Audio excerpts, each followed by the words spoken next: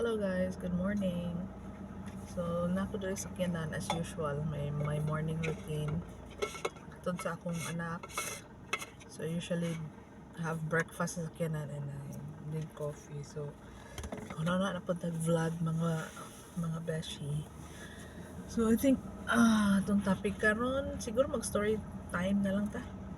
So, how did I end up with the career that I have now working online?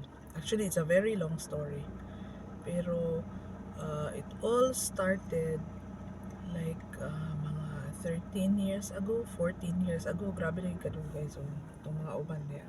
Anyway, so actually, first time na ako nakadungog about online na trabaho is sa office pa sa una.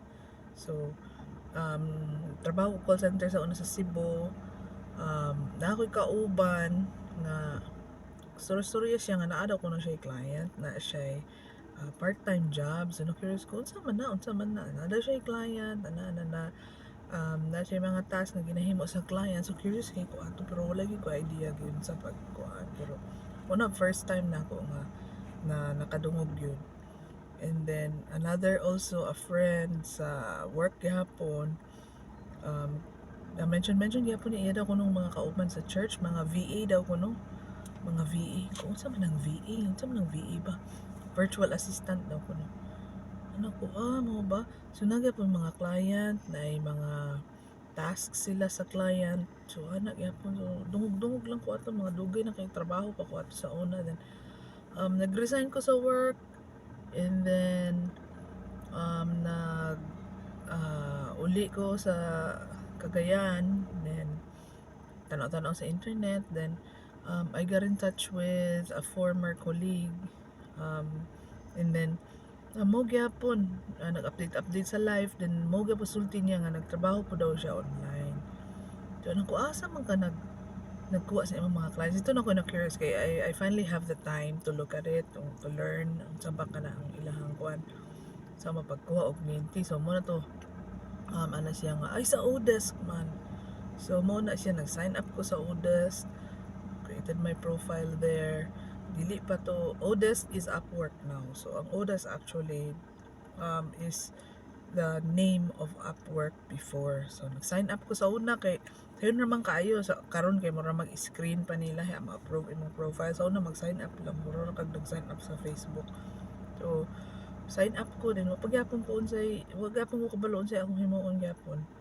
Okay, sign up lang ko din wala ko kabalo kung unsa man ko diri oy. Tanaw-tanaw sa client, dili apply pero di gyapon kakadawat. I think akong pinaka first nga trabaho na dawat ko after 6 months tingali. Then after dire-diretso na, pero grabe gid gihapon struggle kay first time nimo baya. Then kadto nga panahon wala, never heard ba nang inana pero nagtry lang ako. And then for some reason murag nagsuroy-suroy, naglaag-laag, naka laglag sa Manila. Then naka-meet bitaw ko og person nga ang iyahang income is derived from the internet. So dito na trigger na pod akong curious, oh my god, pwede gid mo kita og ginana no. Then kani pagid na person is kanang gi-invite me ba bar bitaw ana, gi-invite me sa bar na ana siya sakay mi sa iyang sakyanan. Fortuner ang sakyanan at tunga time murag first generation sa Fortuner, so famous kay sa na-amaze kay ko ana siya. Kadali lang ha, magpa-tubil lang ta. So before may nag-ato sa bar, pa-tubil lang ta. Ito ko na shock. Tubil, ables dashboard. Fake sums of, sorry, fake sums of money sa dashboard. I know for sure, dili man to niya intention nga pakita sa amo no, pero ang Fortuner mangod is double ang dashboard. Na anas ibabaw napos ilalom. So ang iyahang money tos ibabaw. Kay kanang sa Fortuner ano man na mura bitaw na og dili mainit na nga side kay gasulot ang aircon. So dito nagpile ang money, wa ko nagbinuang as in ana fake nga mga bundles of money diya. Nagkuha siya kay nagpa full tank siya kay natingan ako. Oh my god, kabalo na ko nga sa internet ni kita og kwarta pero unsa kay ginahimo ani. Oh my god, unsa kay ginahimo ani. So mo to going sa bar ana party ana exclusive to nga bar sa Manila. Actually ginadtuan sa mga artista ana. Then before di ay mi ato di ay backtrack na to gamay, before di mi nakaadto sa bar, nakasulod pa ko sa iyang condominium, kasulod pa ko sa iyang condominium. So adto pa ko sa iyang condominium, na shock kay ko kay ang condominium, kabalo mo asa ang condominium at sa Rockwell at bang sa power plant mall. So if you know that place, if you know the reputation of that place, dili pwede magpuyo dito ang mga pipitsugin lang, grabe ka nato gyud, as in. And pagsulod sa lobby pa lang, like murag hotel, kaingon na ako actually yung hotel, dili inato sila, na sila concierge, na sila front desk, ang lobby mga tsadag lampshade with bongga na painting. Then ang lobby kay ang gawas na mga nagparking nga coaster van sa mga ano daw to, mga artista, something like that, may mga neighbors niya. So tumi sa iyang unit saka sa iyang unit saka taas pag abri ang ako may impression sa mga condominium kay gagmay ba no, gagmay like 20-30 square meters, gagmay mo na kaya pagsulod sa iyang condominium. Oh my god, pagsulod Rockwell ba ang condominium, pagsulod grabe ka, dako kayo. Din ang sala, pag turn to your right may board, nagid dayon board na yung mga goals dito unsa makapala ka kulpa niya tao eh. Then in front of you na siya mga 2 or 3 employees dito. So dito na ko sa gikihimoon aning nan ni employees. Ang nabalaan day nako dayon nga ang iha dayong business is na siya website. Dako siya murag page rank 1 nga website. So page rank 1, it means nga pag mag-search ka specific terms, naka sa page 1 sa Google results na mag-search. So na siya specific niche nga siya ang medyo nasa taas nga rank sa Philippines. I think page rank 1 then murag nasa first or second. So na siya website muna siya na siya mga programmer dito. Gabayad sa iya ang mga ad agencies, mga dagko ang kuan to put ads in site. So I think he's making hundreds of thousands sa mga ads lang, pila lang ka days ibutang. So dito ko na, oh my god, makita gid ay kwarta sa internet, pero medyo na shock ko kay di man daygi ko kabalo sa himuon. Gusto lang nako, pero dili man gid ko kabalo sa himuon kay ka program mo po hanaw anang mga inana, pero it really sparked the kuan ba, the belief nga hala, oh my god, pwede gid mo kita og kwarta sa internet. So that everything, those combination of interactions with different people, mo gito'y naka-trigger o maayo sa ako So from then on, grabe pa rin kamot ngita og client. So katong sa Odesk, got my first client, mga iOS app to siya nga pang jailbreak og mga iOS. So sa una ma-jailbreak pa man ng iOS, karon dili naman. So ako ang customer support sa mga sa iyahang platform nga maka-jailbreak og iOS. Mo na ang first or second client nako. I can't remember kung first ba niya or second, but he's the pinaka first na ko ka client nga nagdugay. And then I found other clients na kay nakaana ko akong sweldo ra gani ato tag $45 a week. Pero grabe na ako kalipay nga murabag hala, it's really possible. Murabag confirmation sa akong confirmation nga pwede gid ay makita sa internet. So immaterial ang kwarta for me. Actually, from the very beginning, I think dili man gid na ko priority. Ang ako lang gid is hala, pwede day ni. Murag mas nikuan ko sa possibility, hala pwede di ay. So if I can do $45 per week, then I can probably do 100. So muna rin to ngitag other client, then I hit 100. So that's also how I do it. I put I look at my numbers and I set a number kung unsa akong goal to level up. So inana pirmi. So if ganahan ko from $100, gusto na ko og $200 per week. So I got another client nga makamit ko atong goal, and the rest is history. So muna dahin to siya, pero I'm a person yun who loves putting numbers kung unsa akong goal. So I think that also helped nga nabot pito ko sa level nga medyo comfortable na akong income, nga magbutang gid ka og number kung pila imong gusto, and then you work from there. Mangita kag trabaho client nga magkuan dito, makamit ato nga goal. Although numbers ang istoryahan, pero sa ako number ra mo murag indicator bitaw nga how much growth you've achieved. So mao akong indicator. Pero actually when I am interviewed, mga clients no sa Upwork kay kuan man gud required man gud magbutang og pila imong singil.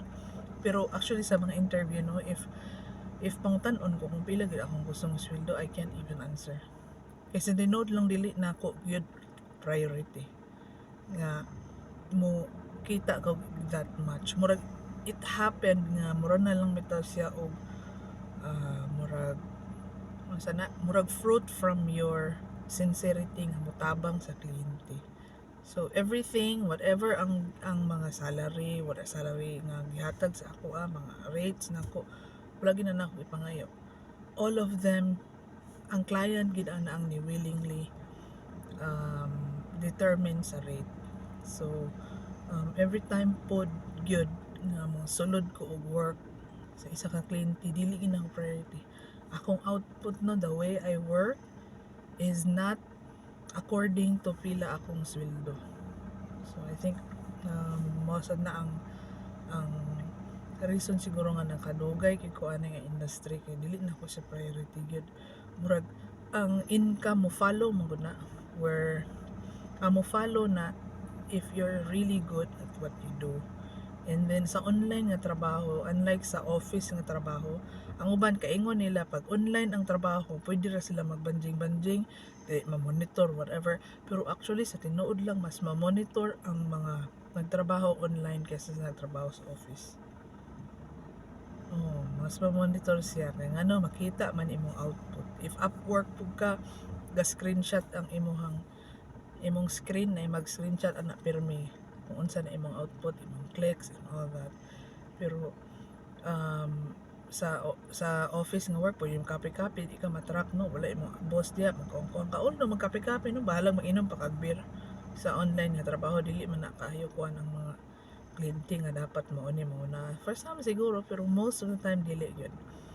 Pero ma-feel man gud nila, ma-feel nila sa imong output, imong interactions with them, ma-feel kay na sa kliyente if sincere ba ni, if willing ba ni mo trabaho, if ang imong yung intention clear, ma-feel gina sa client ang imong intention gyud.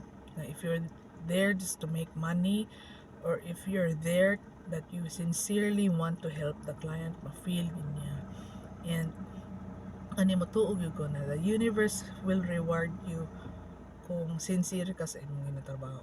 So man tao siguro pera-pera lang, kwarta-kwarta lang, or if dako ang sweldo magtarong ko, if gamay ang sweldo magtarong ko. That's not how it works. Ma-feel gid na sa imong client, ma-monitor ka, ma-feel imong output,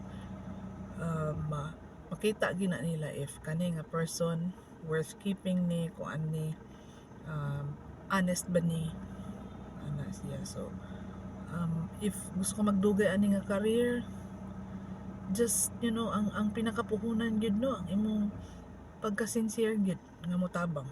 Dili gid nang daghan kay kog trabaho nga dili ako ang best person for it. Sa akong French lang daan nga client, ang kinahanglan dito kabalo mo program. Kabalo mo nga ako dili ko kabalo program. Ako mga kalaban dito nga nag-apply mga Indian nga mga computer engineer. Di ba? Pagbangutan sa interview, do you know how to program? No. As in, ang requirement confidence si manang ning apply. Dili ko kabalo. Pero nganong nadawat mo ko. So I think na feel nila from the interview pa lang nga kani nga person kuan ni sincere ni sa iyang kuan. Of course also track record what other clients say about you. So sa akong Upwork profile, salamat po sa Ginoo, okay kaayo ang mga feedback sa ako sa client. So dili ra man na pa maayo hay good, nga ikaw ang pinaka skilled yun ana nga trabaho. I don't think so. It's a combination of a lot of things. And of course big factor din ha if masaligan ba ka, diba? Kay online mi na di ba ka man nila makita. So siguro ang presence pa lang nimo sa interview, video call, ingon ani ma-feel ba na tingali gid nila nga kani nga person okay ni siya ka istorya, diba? Unsa imong how you deliver, unsa ang imong questions gina-ask. So sa tinuod lang mag-interview ko, no, siguro ang number of questions sa interviewer murag same pod sa ako ang gina-ask. So it's not a one-way thing for me pag mag-interview. Before interview, I prepare by looking at the profile of the company. Okay, so profile of the company, kinsa ni sila, unsa ang position, unsa ang possible problema sa mga position, unsa akong gusto mabalaan sa position. So sa interview pa lang mura na bitaw ko og ga-claim na nga I'm going to be the person that you hire. Kay joker kaayo sa dili man siguro confidence do, pero the sincerity ba nga to help them. So sa interview pa lang I already ask so what are your common pain points sa inyong business. So dito na ko medyo mas startle gamay tingali sila nga oy ngutan na siya diretson sa akong issue sa akong business. So I already asked. So aside from mga basic question history sa company, ay gahimay na ko kung asa ko nga part sa imong business makatabang. So I already asked. So what are the common issues that you encounter? Like what are the common pain points that you have sa inyong customer service nga side? Kay usually customer service man akong niche sa una. So kana what are your issues? What are your current like persisting na mga issues nga gina-email sa inyo, if email support ang gina-applyan unsa yung current ninyo nga process, how many employees that you have, kuan ba mo kanang are you all remotely working. So joker kay nana ko ka kuan mura na ko ga interview actually sa company, pero I think pa-feel nila nga uy kuan gini siya kanang gusto gid ni siya sa position. So I think that's the reason why pod kay kasagari underdog mo gid ko napagoy position sa una nga ang mga tao didto nga mga kauban ako gidawat mi like 4 of us gidawat murag pilian tingali wala man ingon ang client, pero 4 of us to didto dayon nakita na ako mga credentials sa ako mga kauban kay introduce mo ni si Juvanes ana sa Slack ibutang mahilig to nga client magbutang unsay credentials lisang kay ko bayet mga credential kay MBA na may mga Harvard mga ano din murag ako bitaw kay murag grabe ka, oh my god, all I have is the willingness to really help ang pagka-honest man punta no kuan kanang ang pagka-sincere ba. So regardless I think gani ato nga group 4 of us I think ako ang pinakaubos o great. I think kay mga lahi naman gito sila nga level mga PhD pa man, pero kadto bitaw no ako paghapon nung nabili nato. So I think koan what will make you successful ani nga career is your character di na nimo ma-cheat yun. And ayaw gyud i-priority cliche kay ipod ni pirmi ni sulti ayaw i-priority ang kwarta nga ano mo sunod ra gyud na. Okay, musunod ra gyud na. You don't even have to think about it. To me, ako income is just an indicator sa akong progress. Pero dili mao ang priority nako every time I work with the client. So, oh my God, 19 minutes na akong gayaw-yaw. Anyway, yun lang naman for today. Thank you for listening to my yaw-yaw again. This is Super Karya. See you in my next vlog. Thank you.